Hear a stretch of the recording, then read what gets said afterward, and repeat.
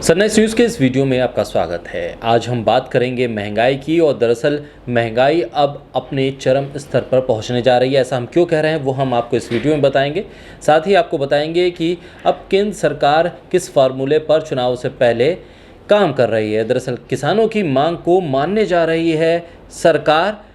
क्यों कह रहे हैं हम, ये भी हम इस वीडियो में बताएंगे। साथ ही नेपाल की राजनीति का भी जिक्र होगा और नेपाल की उस राजनीति का असर भारत पे क्या होने जा रहा है उसका भी हम इस वीडियो में जिक्र करेंगे। तो करते हैं शुरुआत। महंगाई के बोझ से जनता पहले ही परेशान है। आने वाले दिनों में आम आदमी को एक और बड़ा झटका लग सकता है। जल्द ही ग्राहकों को एक रसोई गैस सिलेंडर के लिए 1000 रुपये चुकाने पड़ेंगे। जी हाँ, जो रिपोर्ट आ रही है उसके मुताबिक केंद्र सरकार एलपीजी सिलेंडर पर मिलने वाली सब्सिडी पूरी तरह से बंद कर सकती है। ऐसे में ग्राहकों को सिलेंडर के लिए अब पहले से कहीं ज़्यादा पैसे चुकाने होंगे। सरकार के एक आंतरिक मूल्यांकन से पता चला है कि एक सिलेंडर के लिए अब 1000 रुपये तक देने के लिए आपको तैयार हो जाना चाहिए। सरकार सिलेंडर की सब्सिडी को लेकर दो रुख अपना सकती है। पहला ये कि मौजूदा समय में जैसा चल रहा है वैसा ही चलता रहे, या फिर सरकार आर्थिक रूप से जो कमज़ोर उपभोक्ता हैं उनको उज्ज्वला योजना के तहत सब्सिडी दे। फिलहाल सरकार ने सब्सिडी के बारे में कुछ भी साफ साफ नहीं कहा है, यानी कि माना जा रहा है कि आने वाले वक्त में सिलेंडर की कीमत 1000 रुपये पहुँच जाएगी। वित्त वर्ष 2020-21 में सरकार ने सब्सिडी के तौर पर उपभोक्ताओं को 3559 करोड़ रुपए दिए थे।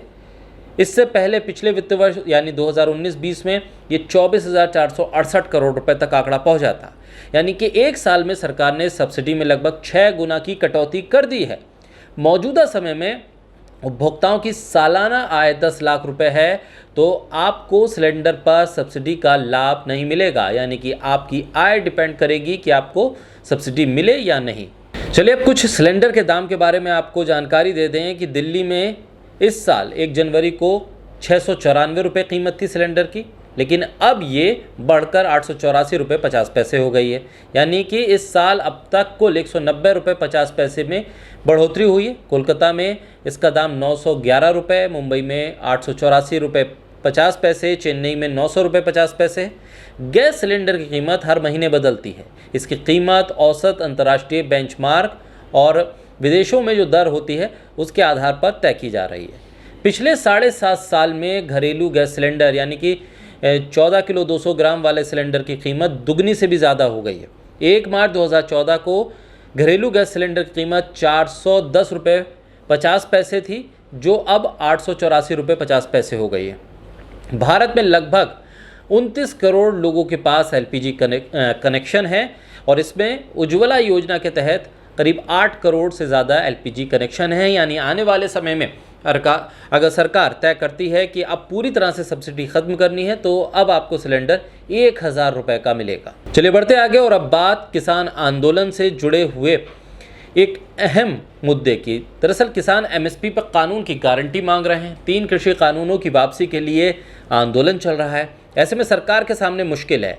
विधानसभा चुनाव भी करीब हैं और ऐसे में सरकार एमएसपी को कानूनी जामा पहना सकती है, क्योंकि भारतीय जनता पार्टी के नेताओं ने अपने हाईकमान को बता दिया है कि एमएसपी पर अगर कानून बनता है और गन्ना किसानों की समस्या को एड्रेस किया जाता है तो शायद कुछ हद तक किसानों के इस गुस्से को कम किया जा सके। और इसीलिए जो भारतीय जनता पार्टी के नेता हैं उन्होंने अपने शीर्ष नेतृत्व को गन्ना मूल्य बढ़ाने और एमएसपी पर कानून बनाने का एक सुझाव दिया है। किसान वर्तमान में एमएसपी की गारंटी के कानून बनाए जाने के बजाय C2+50 की मांग कर रहे हैं। यूपी, हरियाणा, राजस्थान और पंजाब के किसान पिछले 10 महीनों से दिल्ली के बॉर्डर पर आंदोलन कर रहे हैं। संयुक्त किसान मोर्चा उत्तर प्रदेश और उत्तराखंड में महापंचायत कर रहा है। यहाँ तक कि आरएसएस से जुड़े भारतीय किसान संघ ने भी एमएसपी पर गारंटी कानून बनाए जाने की हिमायत की है।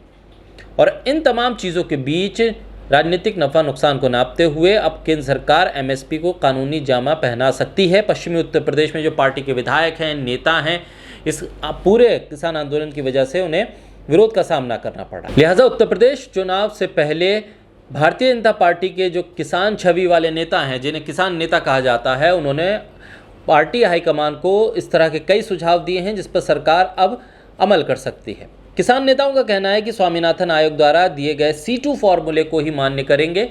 MSP का आकलन करने वाले कृषि लागत और मूल्य आयोग ने खेती की लागत के 3 कैटेगरी बनाई हैं, A2, A2+, FL और C2।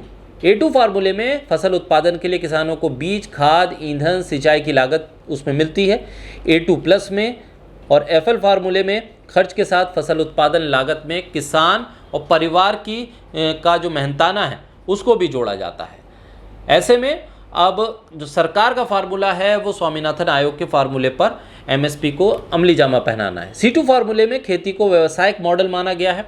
इसमें कुल नगद लागत और किसान की पारिवारिक जो श्रमिक स्थिति है, जो कुल पूंजी है, और उसमें ब्याज को भी शामिल किया जाता है और उसके ज़रिए से MSP तय की जाती है। अब देखना होगा कि अगर सरकार इस तरह का ऐलान करती है चुनाव से पहले तो उसका चुनाव में कितना फ़ायदा होता है और इसका किसान आंदोलन पे क्या असर पड़ता है, और क्या किसान इस तरह के सरकार के फैसले के बाद कुछ नर्म होंगे या फिर अपनी उन्हीं मांगों पर डटे रहेंगे। सरकार तमाम जो सर्वे हुए हैं, इंटरनल सर्वे कहे जाएं, उनको ध्यान में रखते हुए आगे के फैसले अब लेगी।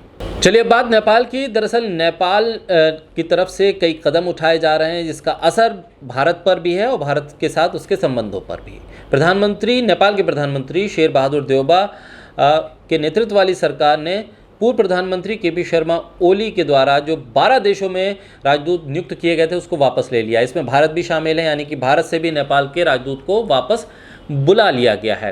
दरअसल नेपाल का एक बार है द काठमांडू पोस्ट, उसने एक खबर छापी। इसमें बताया गया है कि इस फैसले के साथ ही नेपाल के विदेशों में 33 में से 23 कूटनीतिक मिशन अगले 3 हफ्तों से 1 महीने तक खाली रहेंगे। साथ ही 11 मिशन में लंबे समय से कोई राजदूत नहीं है। और इस मामले पर जो मंत्री हैं ज्ञानेंद्र बहादुर, उन्होंने कहा है कि मंत्रिमंडल की बैठक में ये फैसला हुआ है और इसके तहत अब नए राजदूत नियुक्त किए जाएंगे। जो पुराने राजदूत हैं उनको वापस लेने का फैसला कर लिया गया है। इस फैसले का मतलब यह है कि नेपाल के कुछ महत्वपूर्ण देशों में राजदूत नहीं होंगे। इसके साथ ही उसके बहुत करीबी कामकाजी संबंध वाले देश जैसे भारत, चीन, अमेरिका और ब्रिटेन, वहाँ पर भी अब नेपाल के राजदूत नहीं होंगे। देउबा सरकार के नए फैसले के अनुसार आचार्य के अलावा बीजिंग, वाशिंगटन DC और लंदन में काम करने वाले राजदूत महेंद्र कुमार पांडे, युवराज खातीवाड़ा, लोकदर्शन जैसे तमाम राजदूत वापस आएंगे। फरवरी 2019 से आचार्य दिल्ली में नेपाल के राजदूत नियुक्त हैं, लेकिन अब वो भी वापस आएंगे। और इस बीच एक बड़ा फैसला कर लिया गया है। देउबा मंत्रिमंडल ने अलग अलग देशों में जो 11 राजदूत थे और जो अनुशंसाएं चल रही थीं, जो MOU थे, उन्हें भी रद्द कर दिया गया है। ऐसे में राजदूत समेत विभिन्न पदों पे जो नियुक्तियां हुई थीं अब उसको भी रद्द किया गया है और इस पर नई राजनीतिक नियुक्तियां होंगी। जो पार्टी के करीबी लोग हैं नए सरकार के, उनको नियुक्त किया जाएगा। साथ ही साथ एक बड़े फैसले में भारत नेपाल सीमा जो बंद थी पिछले कई सालों से, जब से ये कोविड का पूरा महामारी का दौर चला 18 महीने के लगभग, अब उसे खोलने का फैसला ले लिया गया है। दरअसल नेपाल सरकार ने अभी तक इसकी खोलने की कोई तारीख तय नहीं की थी, लेकिन अब माना जा रहा है कि 2 से 3 दिन में इस रूट पर जो ट्रांसपोर्टेशन है वो बढ़ जाएगा और इस फैसले से सीमा खोलने के बाद भारतीय नंबर प्लेट वाले जो वाहन हैं वो नेपाल में जा सकेंगे। काफ़ी हद तक ये चीज़ें अब सामान्य होने लगेंगी, क्योंकि कोविड के बाद से भारतीय वाहनों को नेपाल में प्रवेश नहीं मिल रहा था। इससे काफ़ी हद तक व्यापार भी प्रभावित हो रहा था और सीमा से लगने वाले जो शहर थे वहाँ पर जो लोगों का आवागमन था वो प्रभावित था। काफ़ी चीज़ें उसके चलते डिस्टर्ब हो रही थी। लेकिन अब जो फैसला लिया है नेपाल सरकार ने, यानी आने वाले 2 से 3 दिन में स्थिति सामान्य होगी। जो बिहार से लगने वाला बॉर्डर है पूरी तरह से बंद हो गया था। लोगों ने प्रोटेस्ट भी किया था। कई चेक पोस्ट पर जो स्थानीय लोग थे, व्यापारी थे, उनका प्रदर्शन भी हुआ था। लेकिन अब जो सरकार ने फैसला लिया है 18 महीने के बाद, उसके तहत अब उस रूट पर आवागमन फिर से सुचारू रूप से चलेगा और इससे व्यापार बढ़ने की उम्मीद जताई जा रही है। और व्यापारी और जो सीमावर्ती ज़िले हैं वहाँ पर रहने वाले लोगों के लिए भी ये एक राहत भरी खबर होगी। तो फिलहाल इस वीडियो में मेरे साथ इतना ही। आप तमाम अपडेट्स के लिए, तमाम खबरों के लिए सन नाइट्स न्यूज़ के YouTube चैनल के साथ जुड़े रहिए।